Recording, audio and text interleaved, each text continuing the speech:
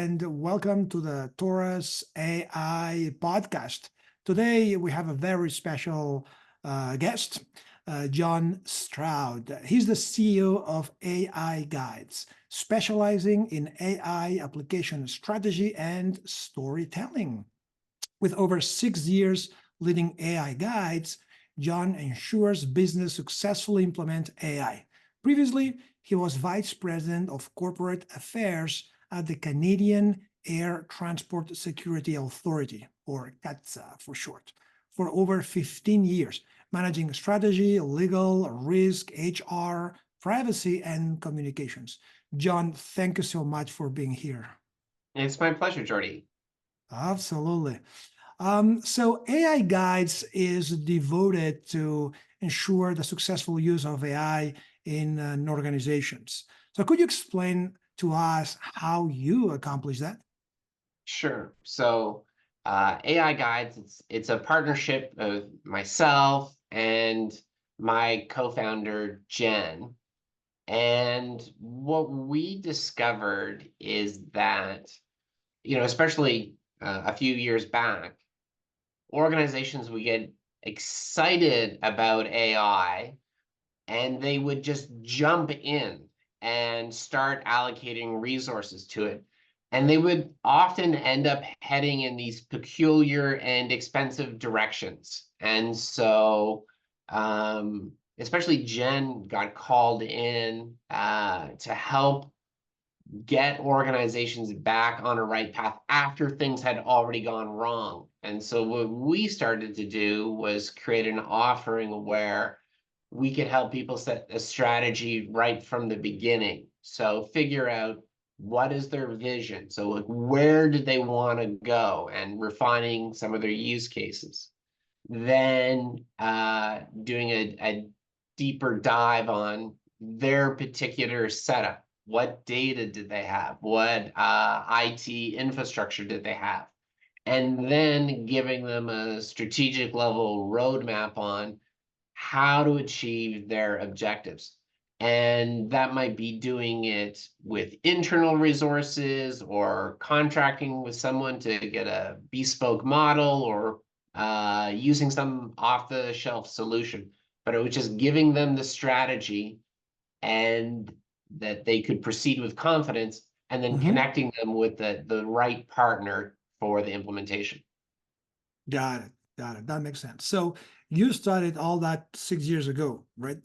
But the last, say, 1.5 year, we have here ChatGPT and everything Yeah. got crazy for AI, right? So how did your customers react to all these innovations that are happening since that generative AI kind of got so popular? I think it's a real combination of two recurring emotions. One is fear, and two is optimism. And they think this is new, this is going to be a big change, and they're trying to figure out how can they put it to use. What surprises me about them is many of the customers, when we start dealing with them, have only had a little bit of experience, maybe with the free version of ChatGPT. And they think, well, this is okay, but I can't see how it's going to apply to me. Like, I get it, it's big, but how do I ground it in like my context? I think the biggest change that I've seen, say, in the last 3 to 6 months are organizations that are already Microsoft shops, Mhm. and they're finding out that Copilot is now going to be available to them. So they don't have to do the big research. It's integrated with their systems and it's secure. And now they have to figure out, do we turn this on or not? And they're trying to decide if they should proceed, and if so, how.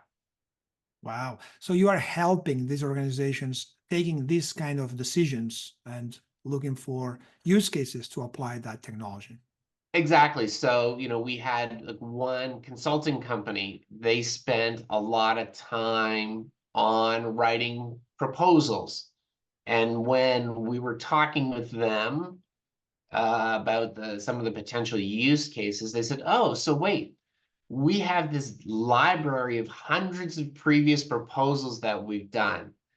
Can we tap into that so that the next time we have to write one, it could give us a first draft? And we say, yes. They're like, oh, that's useful. So it's starting to help them build the muscles around what they already have and how they might be able to better leverage it with AI. Got it. So they see ChatGPT, it's a nice toy. You can go and ask, give me a poem and write me some joke. But there's like, wait a minute, when I connect all that I have, all my base of documents and offers for this case, now I can actually have something productive that is Exactly. producing results. Oh, You that's got it. that's amazing. That's an excellent use case. Is this the most successful implementation of AI that you have seen? My personal favorite was a project that we did with an HR recruitment agency. So Hmm, it was working with companies high growth in the tech sector. So these are companies that are going really, really quickly. And they're constantly in need of people to fill the new positions. Plus, they've got churn on, their existing positions. So the real challenge for this HR firm is provide good people fast. And a search might take about 10 weeks to do. And so we worked with them to figure out, well, how can AI help? And we wanted to reduce the amount of time that was needed and ideally to get better matching candidates. So they had uh, two main teams at the recruiting firm. So one was really focused on what does the client need, staying in touch with what sort of vacancies were.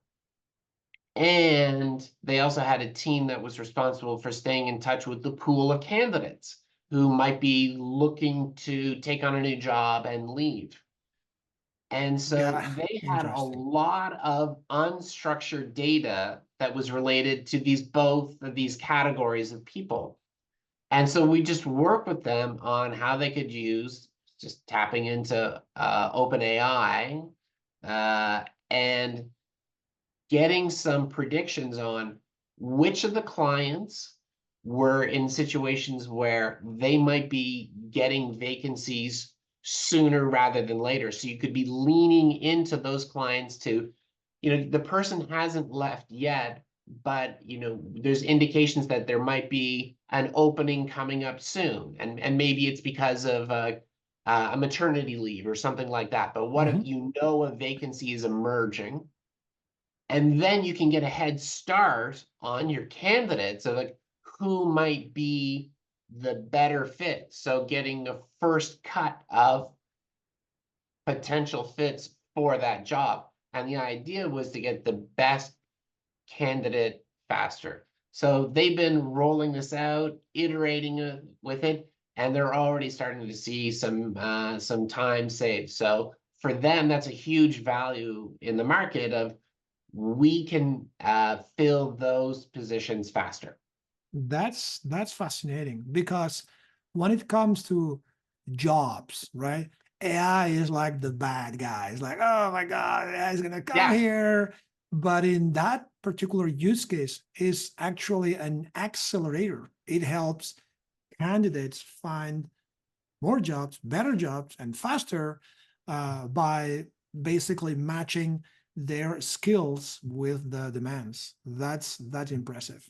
and for the people at the HR firm, it's taking off some of the boring work that they're really not interested in, of like getting that first cut of going through resumes and so forth, and surfacing the short list of candidates, and then they can spend more time meeting with them individually to get at that sense of fit, and is this going to be the right candidate for our client? Oh boy, you actually said the word that triggers me when it comes to AI, which is boring and Yeah, boredom. And I'm bored. Every job that has some part of it that at some point gets boring, that's the part that is a good candidate to be replaced by AI. I absolutely. I'm a believer of that. So it opens you space and time and energy to do other things, creative things, interacting with people, and do the things that we humans like to do rather than filling forms or going through documentation over and over again. It also makes the introduction of AI easier in a company, because if you go in and say, management says we're now Mhm. introducing AI, workers get anxious. They think, oh, they hear job losses, right? And you But hear if the the oh conversation, kind of sound. yeah, starts off with, are you busy? Oh, I'm so busy. Like, what are some of the tasks that you're doing? And they give you a long list. And it's like, are there ones that you wish you didn't have to do? Oh, for sure. What if there was an AI that you could delegate this work to? Then they're interested. They see what's in it for them. And it's not about job loss. It's about making them more productive and getting rid of the stuff that they don't want to do. So of Yeah. course they're interested in that. Yeah, absolutely. I was talking to a company and they say, well, we are the sales team and AI will never replace us because blah, blah, blah. But Yeah. then when we were discussing the topic, it's like, okay, among all these account executives and sales folks here, who likes to fill in the CRM? And everybody's like, oh, I hate that. I hate that. Yeah, Nobody. And yet, every VP of sales needs that information, and the executive team needs that information, and the board needs all that. So this is again AI to the rescue. yes, It helps kind of filling all that information in an automatic or semi-automatic way, freeing space and energy for the sales guys to do what they like, which is talk and to folks, to potential customers, have interesting conversations. So exactly. I agree 100% with you. That's amazing. Listen, in your profile, it says you are storytelling. I find this amazing. So how does storytelling fit with AI? Sure. Okay.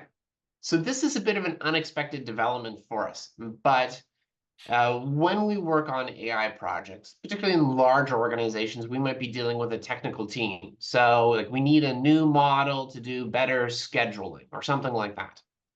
And you can solve the technical problem. And they have maybe a pilot that they want to get support for. The technical team understands what they're working on, but they can have trouble selling it internally. And uh, facts don't persuade people. It's emotion and story that brings people along. So we work with these technical people and we help them express, like, what is it the problem that we've solved for you, but put it in a story format so that they can get support from their colleagues in the organizations. This is why we're doing it. This is the difference that the AI is going to make for you. So it's a change management tool to get people to understand how the AI can help. So it's, in a way, it's teaching geeks to speak in a way that's more accessible to a non-technical audience. Because the technical people tend to get really caught up in the details of whatever they're working on. They think if I just share all of these facts with you, you will come to understand why this is important. And the more facts they share, it just overwhelms their audience and they lose them. But if you lead with a story, then you grab your audience and then the facts come in to reinforce the story that you told. That's amazing. Now I understand that. That was like kind of a hobby of yours, but now I understand how storytelling fits into the consulting business by helping those who ultimately you as a consultant sell, you sell your time, your Yeah, skills. But then, as with every organization, somebody inside the organization has to sell to the other part of the organization that eventually got the check finally, right? So yeah, so it's all about selling, and selling and the storytelling are very related. So that makes a lot of sense. And when you put AI together is when you the magic happens. That's uh, exactly. that's that's fantastic. That's amazing. So um we've seen, as we said, right, that the last 2 years, or not even that, like kind of 1.5 year, it's been increasing about AI. But the show goes on, and there's still, every day there are some news, and probably some of your customers are overwhelmed by trying to follow what's going on. So what do you think AI is going to bring us in the industry in the next 1 or 5 or 10 years? It's really hard to predict. I don't think large language models are the last breakthrough. I would expect that there's something that comes after that. What it is, I'm not sure. But one thing we talk about is that the version of AI today is the most expensive and the least effective that you're ever going to see. It's going to get cheaper and it's going to get better. And that means that the level of effort to undertake any work in your organization is going to plummet. It's going to be easier to do just about anything. And as the AI becomes more capable, as it becomes an agent, then you can assign more and more tasks to it. So I think for people, they're going to have to change their mindset a bit to think in terms of being a manager of AI. I have these agents that can do these tasks. How am I going to oversee them? How do I make sure that they all fit together and do the work that I want and do it in an ethical way? Yeah, that makes sense. So the word agent, right? That's become the hot thing. Is instead of the one chat GPT, you can have small GPTs that Yeah. talk to each other, that solve problems for you and get the job done. So that's probably one of the things. And um, yeah, the large language model, it's been a breakthrough, but it's not going to be the last one. That's for sure. And if you look at AI, it's based on layers, right? Your GPT is based on the transformer. The transformer is based on other work on neural networks and machine learning. So everything is related and connected. New, really breakthroughs when you look at from a uh, you take a closer look. It kind of there's a continuity, right, on development and innovation. So um, sometimes something gets crazy and popular, but in reality, there is a continuation of work. And now there are folks that are doing amazing things with uh, with agents. So that's great. All right. So I want to be respectful with your time. I know that you are busy, a lot of work to do with AI, but I would like to for our audience to know if they want to contact you or they want to contact the AI guides, what they should do. Sure. So the easiest way to get hold of me is you can check me out on LinkedIn. And if you want to reach our companies, it's aiguides.co. And that you can go on there and you can book an appointment with me. Be very happy to chat. And yeah, really appreciate this opportunity to talk to you today, Jordan. Oh, thank you for being here, and for the audience, you heard John Stroud at LinkedIn is your personal AI guide. for you and your company. Thank you so much, and see you guys in next episode of Taurus AI. Have a very good day.